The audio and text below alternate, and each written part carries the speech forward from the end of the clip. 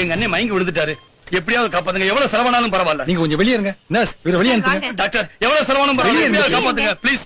உள்ள ட்ரீட்மெண்ட் நடந்துட்டு இருக்கு, பயப்படாதீங்க. எப்படியும் காப்பாத்தி கவுண்டர்ல 50,000 ரூபாய் பணத்தை கட்டிடுங்க. அப்பதான் அட்மிட் பண்ணிப்போம். சீக்கிரம் போங்க.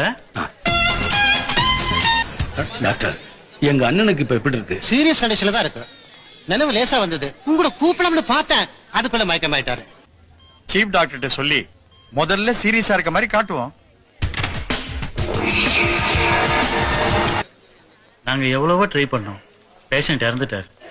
டாக்டர் கிட்டயும் வக்கீல் கிட்டயும் பொய் சொல்லக்கூடாதுன்னு சொல்லுவாங்க. ஆனா உங்க 2 பேர்கிட்டயும் சொல்லக்கூடாது இன்னொன்னு இருக்கு. எவ்வளவு செலவானாலும் பரவாயில்ல, எப்படியாவது காப்பாத்துங்கன்னு.